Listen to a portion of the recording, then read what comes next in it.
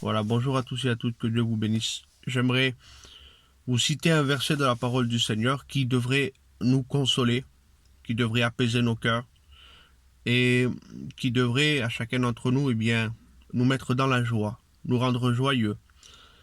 Pourquoi? Parce que cette prophétie-là, c'est un rendez-vous. C'est un moment que nous attendons tous, nous tous qui avons donné notre cœur au Seigneur Jésus-Christ.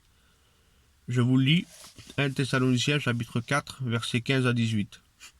Voici en effet ce que nous déclarons d'après la parole du Seigneur. Nous les vivants, restés pour l'avènement du Seigneur, nous ne devancerons pas ceux qui sont morts, car le Seigneur lui-même a un signal donné à la voix d'un archange, et au son de la trompette de Dieu, descendra du ciel, et les morts en Christ ressusciteront premièrement. Ensuite, nous les vivants, qui serons restés, nous serons tous ensemble enlevés avec eux sur des nuées, à la rencontre du Seigneur dans les airs. Et ainsi, nous serons toujours avec le Seigneur. Consolez-vous donc les uns les autres par ces paroles. Le verset dit que ce que Paul est en train de déclarer maintenant, il le déclare d'après la parole du Seigneur. Et vous le savez que ce que Dieu dit, il ne ment pas. Vous savez que ce que Dieu dit, il l'accomplit. Donc, si ce que Paul déclare, il le déclare d'après la parole du Seigneur, nous pouvons y mettre notre foi. Nous pouvons être certains que ce jour-là va arriver. Il dit que nous, les vivants qui sommes restés pour l'avènement du Seigneur, nous ne devancerons pas ceux qui sont morts. Bien des personnes nous ont quittés et sont partis auprès du Seigneur. Et nous sommes encore là. Eh bien, nous qui sommes restés, c'est peut-être pour l'avènement du Seigneur que nous sommes restés. Et je le souhaite, en tout cas, moi, c'est mon désir. Il y a un texte dans l'Apocalypse où Jésus parle et il dit « Je viens bientôt ». Et l'Église est celle qui répond et qui dit « Amen, viens Seigneur ». Oui Seigneur, nous voulons que tu viennes. Le texte continue, dit « Car le Seigneur lui-même a un signal donné à la voix d'un archange, et au son de la trompette de Dieu, descendra du ciel. » Alors il descendra du ciel, mais il ne viendra pas sur terre, il reste dans les airs. Et les morts en Christ ressusciteront premièrement. Ensuite, nous les vivants qui serons restés, nous serons tous ensemble, enlevés avec eux sur des nuées.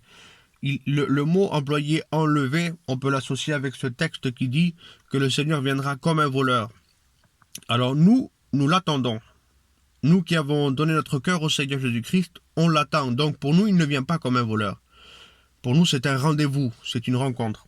Mais pour celui qui n'appartient pas à Dieu, il vient comme un voleur, parce que le voleur, il surprend. Il vient au moment où on ne l'attend pas. Pour nous, ce n'est pas le cas, nous l'attendons.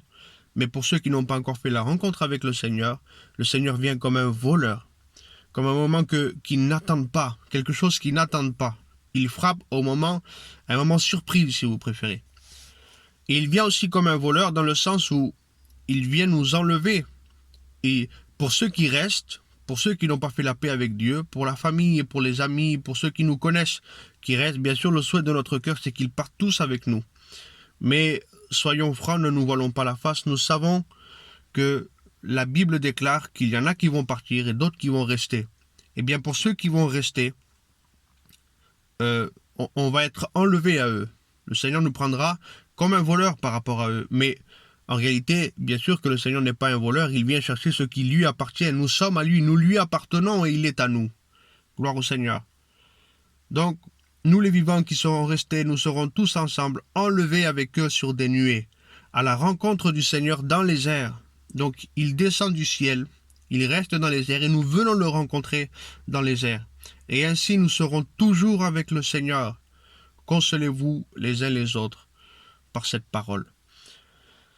Oui, mes amis, nous avons, chacun d'entre nous, cette espérance que Jésus va venir nous chercher. Et regardez ce que dit Habacuc chapitre 2 verset 3. C'est une prophétie dont le temps est déjà fixé. Ce jour-là, cette espérance-là, mes amis, c'est une révélation qui nous amène à un rendez-vous, à un but qui va arriver, à un moment qui va venir. Et peut-être que je sais que beaucoup nous ont devancés déjà, qui sont déjà partis auprès du Seigneur, qui nous ont quittés. Mais nous qui sommes restés, bien peut-être que nous sommes restés pour l'avènement du Seigneur. C'est mon souhait, c'est mon désir à moi. C'est une prophétie dont le temps est déjà fixé. Ce temps-là ne retarde pas, ce temps-là n'avance pas. Il y a un texte dans la parole de Dieu qui nous dit comme ça. Il dit « Dieu ne tarde pas dans l'accomplissement de ses promesses ». C'est-à-dire que si Dieu a fixé le temps, il ne va pas reculer et il ne va pas avancer ce moment-là. Ce rendez-vous-là, il a une heure, il a un jour, il a un instant. Il se fera en un clin d'œil, la Bible nous déclare. Et ce jour-là, il ne bougera pas. Il est fixé, il n'avancera pas, il ne reculera pas. Et le Seigneur ne tarde pas dans l'accomplissement de sa promesse. Mais alors comment se fait-il que ce moment n'est pas encore venu? Ça fait longtemps qu'on dit qu'il vient bientôt, il n'est pas encore venu. Eh bien parce que la Bible dit qu'il use de patience afin qu'un plus grand nombre soit sauvé. Si le temps n'est pas tout de suite, s'il nous a laissé encore 2000 ans et qu'il nous laisse encore aujourd'hui et peut-être demain jusqu'à ce qu'il vienne nous chercher, c'est parce qu'il use de patience envers tous ceux qui n'ont pas encore donné leur cœur au Seigneur, envers tous ceux qui ne se sont pas encore repentis, envers tous ceux qui ne sont pas encore prêts pour ce jour-là. Il y a un texte qui dit « Croyez que la patience du Seigneur est notre salut ». Voyez combien Dieu est bon. Voyez combien Dieu est patient envers chacun d'entre nous. Voyez ce qui se passe autour de vous. Vous voyez bien que le retour du Seigneur est proche, je dirais presque imminent. Nous voyons que tout s'accomplit et nous devons, chacun d'entre nous, être prêts pour ce jour-là. La Bible dit, lorsque vous verrez ces choses arriver, je suis proche, je suis prêt. Alors, soyons-nous aussi prêts pour aller à la rencontre du Seigneur dans les airs. C'est une prophétie dont le temps est fixé, il n'est pas retardé. Elle marche vers son terme, mais nous voyons que cela est en train d'avancer, de progresser, de se rapprocher de plus en plus par rapport aux événements que nous vivons chaque jour. Elle ne mentira pas. Si elle tarde, non pas que le temps est repoussé, mais vous voyez que vous êtes encore là et que le Seigneur n'est pas revenu. Si elle tarde, attends-la. Nous devons l'attendre, nous tous, frères et sœurs. Je ferai une prochaine vidéo où je parlerai de l'attente du chrétien, l'attente par rapport à cet événement-là. Attends-la, car elle s'accomplira, et elle s'accomplira certainement. Donc voilà, je voudrais vous consoler, les frères et sœurs qui ont donné leur cœur au Seigneur Jésus-Christ. Soyez consolés, soyez joyeux, soyez heureux. Nous avons chacun d'entre nous cette espérance de l'avènement du Seigneur. Que Dieu soit béni et glorifié. Et je donnerai aussi ce mot à ceux qui n'ont pas encore fait la paix avec le Seigneur, peut-être aux personnes rétrogrades, peut-être à ceux qui se sont éloignés du Seigneur. Il n'est plus temps de repousser au lendemain ce que vous pouvez faire maintenant. Donnez votre vie au Seigneur Jésus-Christ. Ne soyez pas inconsidérés, la Bible dit. Ça veut dire ne soyez pas négligents par rapport à cela.